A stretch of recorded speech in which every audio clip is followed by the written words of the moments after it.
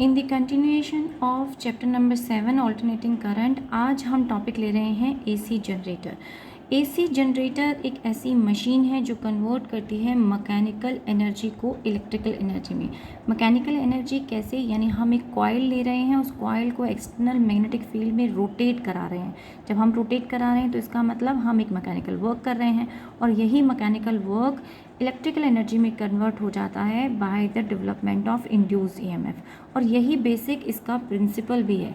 ये किस प्रिंसिपल पर बेस्ड है? It is based on the principle of electromagnetic induction. EMI chapter में हमने पढ़ा था कि जब भी किसी भी कॉइल के अक्रॉस अगर मैग्नेटिक फ्लक्स लिंक चेंज होगा तो एक इंड्यूस ईएमएफ डेवलप होता है। यहाँ हम वो फ्लक्स लिंक कैसे चेंज करा रहे हैं? By giving the rotation to the coil in the external magnetic field. तो यहाँ इस सर्किट को समझते हैं, इस डायग्राम को समझते हैं, इस फ्रेम को। तो यहाँ नॉर्थ पोल हमने ले लिया है मैग्नेट का एक तरफ, एंड साउथ पोल ये परमानेंट मैग्नेट्स हैं, जिसकी वजह से एक एक्सटर्नल मैग्नेटिक फील्ड डेवलप हो रही है, और ये from north to south travel कर रही है।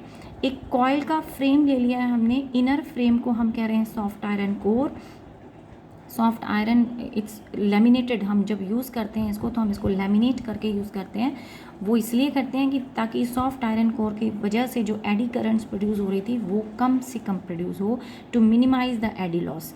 यहाँ पर हम ये जो कॉइल का फ्रेम मैंने दिया है, इस फ्रेम को हम बोलते हैं आर्मेचर, और इस फ्रेम को बनाया जाता है by laminated insulated copper wires. Laminated भी बोल रहे सकते हैं हम उसे, और इंसुलेटेड भी बोल सकते हैं। इंसुलेटेड मतलब हम कॉपर के ऊपर एक कोटिंग कर देते हैं नॉन कंडक्टिंग मटेरियल की, जिससे कॉपर आपस में एक दूसरे के डायरेक्ट कांटेक्ट में नहीं आए, और जो एडी करंट उनके अंदर है डेवलप हुआ है वो with in them he locked रहे। तो इंसुलेटेड कॉपर वायर से हम उसको रैप कर देते हैं इस सॉफ्ट आयरन कोर को ऑन दिस फ्रेम, इस फ्रेम की शेप में, और इसको हम बोलते हैं आर्मेचर। यहाँ पर और भी पार्ट्स हैं इसके, जैसे first part R1 and R2 की बात करें, एक तो पार्ट हमने बात कर दिया मैग्नेट्स, दूसरा पार्ट की बात कर दी आर्मेचर, थर्ड है यहाँ पे R1 एंड R2, जिन्हें हम कह रहे हैं स्लिप रिंग्स। स्लिप रिंग्स जो हैं आर्मेचर के साथ फिक्स्ड होती हैं। ये जैसे जैसे आर्मेचर आपका रोटेट करेगा, यानी आउटर फ्रेम रोटेट करेगा, वैसे वैसे ये slip rings R1 and R2 ये भी उसके साथ ही रोटेट करेंगी। जबकि यहाँ पर ब्रशेज़ हैं जिनको हम B1 एंड B2 बोल रहे हैं, और ये दोनों B1 एंड B2 ये फिक्स्ड नहीं होती स्लिप रिंग्स के साथ, सिर्फ ये उनके क्लोज कॉन्टैक्ट में होती हैं, यानी कि टच कर रही होती हैं लेकिन घूमती नहीं हैं, कॉइल के साथ साथ नहीं घूमती। मैं दिखाती हूँ, डेमोन्स्ट्रेट करती हूँ ये किस तरह से होता है। जस्ट लाइक मैंने ये कॉइल कंसीडर कर लिया, और यहाँ मैं इस पेंसिल से शो कर रही हूँ कि वो स्लिप रिंग, ये pencil is now acting as a slip ring, and this one is your brush, ये आर्मेचर है। तो अगर आप आर्मेचर को घुमाएंगे तो आपकी स्लिप रिंग्स भी घूम रही हैं, लेकिन आपका ब्रशेज़ नहीं घूम रहे हैं। ब्रशेज़ टच में हैं लेकिन वो साथ साथ नहीं घूम रहे हैं, स्टेबल हैं उसके साथ। ब्रशेज़ के अक्रॉस हम कनेक्ट कर देते हैं लोड रेसिस्टेंस, जिसके अक्रॉस आप आउटपुट मेज़र कर सकते हैं। So this is R load, ये लोड रेसिस्टेंस है। अब आगे बात करते हैं हम इसकी वर्किंग की। वी नो दैट जब भी कॉइल घूमेगी इन द मैग्नेटिक फील्ड या रोटेट करेगी तो एक फ्लक्स डेवलप होगा, और फ्लक्स को हम डिफाइन करते हैं B.A, and when you remove this dot product you will have BA cos of omega t. तो I am just writing not in the vector form, ये डॉट नहीं है अब यहाँ पे, don't consider is A, BA cos of omega t हमने consider कर लिया। लेकिन अगर आपके पास n नंबर ऑफ टर्न हो तो फिर आप n टाइम्स भी बोल सकते हैं उसको। EMF इंड्यूस निकालना हो अगर हमें, तो EMF होता था minus d∅dt, and that will be the differentiation of this term. तो NBA एज इट इज़ रखेंगे, साइन की टर्म्स में आपके पास डिफ्रेंसिएशन आ जाएगा, so minus of omega sine of omega T, but यहाँ माइनस ऑलरेडी पहले होता है, and minus will be plus, so you will gate NBA omega sine of omega T. ये हमारे पास EMF की वैल्यू आ जाती है। बट इफ़ वी वांट कि EMF आपका कैसा हो जाए, मैक्सिमम हो जाए, for EMF that is to be maximum, आपके पास होना चाहिए sine of omega equal to 1, और वो कब हो सकता है? When you have omega t is equal to 90 degree. तो जब ये आपके पास 90 डिग्री हो जाए, इसीलिए हम बोल रहे हैं कि फील्ड, यहाँ पर जो शेप आप देख रहे होंगे कॉनकेव शेप की बनी हुई है magnets, so that they will provide the radial magnetic field. And आपका थीटा कैसे हो जाए 90 डिग्री हो जाए। वैसे भी जब आप इस कॉइल को रोटेट करेंगे तो एक वन सिचुएशन, अभी क्या सिचुएशन है, magnetic field is moving in this direction and let us से कि फ्रेम ऐसे था, तो इसकी एक डायरेक्शन में मान लेती हूँ this is B of C, B और सी साइड है, और ये साइड का नॉर्मल एरिया वेक्टर इधर एक्ट कर रहा है और एरिया वेक्टर के साथ मैग्नेटिक फील्ड एंगल बना रही है theta, which will be increasing और decreasing in the different situation जैसे जैसे ये कॉइल रोटेट करेगी। एक बार जब आपका एरिया वेक्टर उसी डायरेक्शन में आ जाएगा मैग्नेटिक फील्ड की डायरेक्शन में, तो तब आपका बी सी जो है एरिया एग्जैक्टली नॉर्मल होगा मैग्नेटिक फील्ड के। उस सिचुएशन में एरिया वेक्टर के साथ जो एंगल बन रहा है वो बन रहा है 0। बट उस सिचुएशन में आपका फ्लक्स तो मैक्सिमम है, N B A cos of omega t हो जाएगा, so this will be your B A, flux maximum होगा, लेकिन ईएमएफ इंड्यूस नहीं होगा क्योंकि यहाँ ओमेगा टी हमारा कितना आ जाएगा 0 आ जाएगा, sine of 0 will be 0, so EMF induce नहीं होगा क्योंकि मैक्सिमम फील्ड लाइंस उस वक्त कॉइल में से गुजर रही हैं। अब अगर आप इस कॉइल को घुमाकर जब इस तरफ लेके आएंगे, यानी कि इस पोजीशन से चेंज करके आप इन दी डायरेक्शन ऑफ, यानी तब आपका एरिया वेक्टर क्या हो जाए 90 डिग्री हो जाए। सो इसको मैं दिखा देती हूँ कि पहले सिचुएशन आपकी ये है, तो area vector is pointing in this direction, this is the area vector pointing in this direction. So area vector इधर है, लेकिन अगर एरिया वेक्टर ऐसे हो, यानी कॉइल आपका इस तरह से रखा हो स्ट्रेट, सो अब एरिया वेक्टर भी उसी तरफ है, मैग्नेटिक फील्ड भी उसी तरफ है, दोनों के बीच में एंगल 0 हो गया और मेजॉरिटी फील्ड लाइंस जो हैं वो आपकी इसमें से गुजर रही हैं, तो कोई भी फील्ड लाइंस बेस नहीं हो रही, कोई वेरिएशन नहीं आ रहा, तो flux will be 0, induce EMF will be 0। But अगर आप इसे रोटेट करके इस पोजीशन में ले आते हैं तो area will be acting upward and magnetic field will be in this direction, so the angle between the two will be 90 degree and ये वो सिचुएशन होगी जब आपका मैग्नेटिक फ्लक्स तो 0 हो जाना चाहिए, यानी कि मैक्सिमा से 0 पे आया और उस वेरिएशन की वजह से जो इंड्यूस ईएमएफ था वो आपका यहाँ पर मैक्सिमम हो गया। Thus we can simply say that this is the amplitude part, तो आपका ई कितना हो जाना चाहिए, ई नॉट हो जाना चाहिए एन बी ए ओमेगा, और इसको हम कह सकते हैं this is your maximum EMF generated, या फिर इसे हम एम्पलीट्यूड भी बोल सकते हैं ऑफ ईएमएफ। तो ईएमएफ का ये एम्पलीट्यूड है या फिर ये मैक्सिमम है, और अगर इसी इक्वेशन को वापस इक्वेशन में पुट कर दें तो E is equal to E not sine of omega t, relationship हमारे पास आ गया। सेम वे हम यहीं से करंट भी निकाल सकते हैं, current is equal to EMF, this EMF by resistance, और अगर ईएमएफ की वैल्यू पुट करेंगे तो you will get E not sine of omega t by R, जिसको आप कह सकते हैं I of naught sine of omega t. So हमारे पास आई स्मॉल में ही कह देती हूँ मैं आई। सो दोनों इक्वेशन आ गई, यानी हमारे पास ईएमएफ भी आ गया और इंड्यूस्ड करंट की भी रिलेशनशिप आ गई।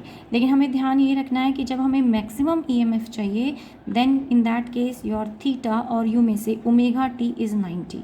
यहाँ ओमेगा क्या है, ओमेगा है is the frequency with which this coil is being rotated, तो यहाँ से कॉइल अगर इस तरह से रोटेट कर रही है तो ये ओमेगा फ्रिक्वेंसी से रोटेट कर रही है, तो ओमेगा ये रिप्रेजेंट कर रहा है। चलिए अब हम देख लेते हैं variation of induced EMF with different position of the coil.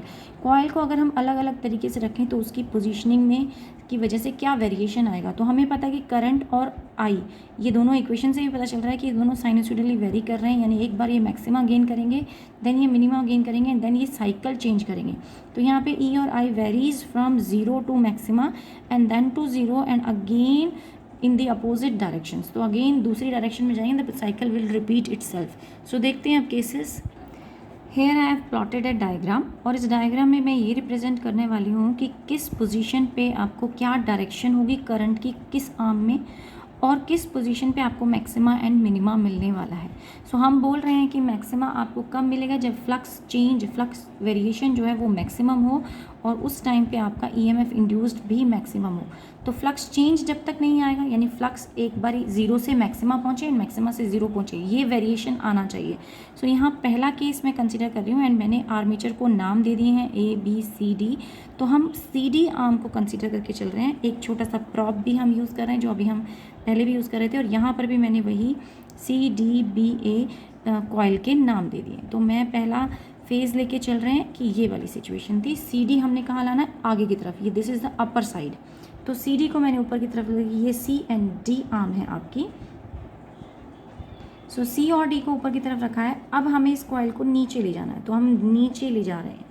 तो मोशन कहाँ हो गया, इंड्यूस ईएमएफ की डायरेक्शन ऑफ करंट हमने बतानी है कि करंट की डायरेक्शन या इंड्यूस ईएमएफ की डायरेक्शन कहाँ होगी। तो पहले पोजीशनिंग ये थी इनिशियली जब हमने स्टार्ट किया मोशन 0 पर, तो 0 पर हमारी पोजीशनिंग ये थी। और फिर हम वहाँ से नीचे की तरफ जा रहे हैं। जब आप नीचे की तरफ जा रहे हैं तो सी डी जो है वो आपका इस आर्म में आ गया। डायरेक्शन ऑफ करंट निकालते हैं यूजिंग राइट हैंड रूल। सो ये मेरा राइट हैंड रूल का प्रॉप है जो पहले भी यूज़ कर रहे थे हम। ये मैग्नेटिक फील्ड रिप्रेजेंट कर रहा है, this is your current and this is the direction of motion. तो अब हमें बताया गया कि मोशन कहाँ है, मोशन इस पोजीशन से डाउनवर्ड जा रहे हैं। तो हम नीचे की तरफ जा रहे थे तो मोशन हो गया डाउनवर्ड, लेकिन मैग्नेटिक फील्ड नॉर्थ से साउथ की तरफ पॉइंट करती हुई है, तो फिर मैग्नेटिक फील्ड हो गई आपकी उस तरफ। So magnetic field is in this direction, motion is downward and the current is in this side. तो करंट किस आर्म की बात हो रही थी, सी डी आर्म की बात हो रही थी, और सी डी आर्म में डायरेक्शन ऑफ करंट आपका आ गया, that is in this direction. Then next की बात करते हैं। तो अब हमारा फ्रेम ऑफ कॉइल इस फॉर्म में आ गया था, यानी आपकी सी डी आर्म यहाँ थी पहले, उसको हमने टर्न किया, नेक्स्ट में हम ऐसे ले गए, उससे नेक्स्ट फिगर में पहुँचोगे तो you will take it like this. यानी अब आपका सी डी आर्म जो था फर्दर नीचे चला गया। जब अभी भी वो नीचे ही जा रहा है, मोशन की डायरेक्शन चेंज नहीं हुई है, तो डायरेक्शन ऑफ करंट अभी भी सी डी आर्म में सेम ही रहेगी। आप अब नीचे चले जा चुके हैं, अब आपका सी डी आर्म ऊपर आना चाहिए। सो नेक्स्ट फिगर में सी डी ऊपर की तरफ आ रहा है, तो सी डी हमारा इस साइड है, इस साइड है, लेकिन डायरेक्शन ऑफ करंट रिवर्स हो गई। तो जब सी डी की डायरेक्शन ऑफ करंट हमारी रिवर्स हो गई है, तो यहाँ पर भी करंट की डायरेक्शन भी चेंज हो जाएगी। इसको हम देख सकते हैं, यहाँ से भी बनाते हैं एक बार दोबारा से, कि आपका मोशन अब की बार अपवर्ड था, मैग्नेटिक फील्ड इस तरफ थी, डायरेक्शन ऑफ करंट कहाँ होनी चाहिए, उस साइड। तो हमने डायरेक्शन ऑफ करंट को चेंज कर दिया, पहले इस तरफ आ रही थी, अब वो उधर जा रही है। अगले स्टेप में आप यहाँ तक आ गए थे, अगले स्टेप में आपको फर्दर ऊपर आना है, यानी ये फेज और ये पिक्चर बिल्कुल सिमिलर हैं, और यहाँ पर भी डायरेक्शन ऑफ करंट, क्योंकि ऊपर ही आ रहे हो आप, तो डायरेक्शन ऑफ करंट अप ही होना चाहिए। तो इसका मतलब इस पॉइंट पर भी डायरेक्शन ऑफ करंट ऊपर ही रहा होगा। यहाँ तक तो हमें मोशन पता नहीं था, हमने सिर्फ स्टार्ट किया था। इसके बाद फिर से आप नीचे जाओगे, यानी साइकिल अपने आप को फिर से रिपीट करेगी। सो अब इन सभी सिचुएशंस के लिए हम ग्राफ भी प्लॉट कर देते हैं। जब आप इस पोजीशन पे थे, यानी वर्टिकल पोजीशन पे थे, तो आपके एरिया वेक्टर की direction and this area vector की डायरेक्शन और मैग्नेटिक फील्ड की डायरेक्शन सेम थी, यानी एंगल क्या था, 0 था। कोई यहाँ पर आप कह सकते हैं इंड्यूस ईएमएफ जनरेट नहीं हुआ था। लेकिन जब यहाँ से आप इस पोजीशन पे पहुँचे, इससे आप इस पोजीशन पे पहुँचे, तो मैक्सिमम फ्लक्स चेंज आया, और मैक्सिमम फ्लक्स चेंज होने की वजह से आपके पास ईएमएफ जो जनरेटेड होगा 90 पे, वो मैक्सिमम हो गया। देन नेक्स्ट फिगर में फिर से आप वर्टिकल पोजीशन पर आ गए हो, तो फिर क्या हुआ, घटना शुरू हुआ। देन अगेन आपने फिर डायरेक्शन चेंज कर लिया है, so it will take a peak on the other side and then will come back to 0। So हमारे पास डिफरेंट सिचुएशंस हैं कि कब कब किस सिचुएशन पे क्या था, और यहाँ मैंने उनको डायग्राम में भी बनाकर दिखा दिया कि अगर आपका ओमेगा टी 0 हो जाए तो साइन ओमेगा टी 0 यानी ई 0। तो ई को हमने ईएमएफ की बात हो रही है यहाँ पे, आप ईएमएफ से समझिए इसको, मैंने यहाँ कैपिटल से रिप्रेजेंट किया है, बट दिस इज ई की ईएमएफ की बात हो रही है। Everywhere we are talking about EMF, not electric field.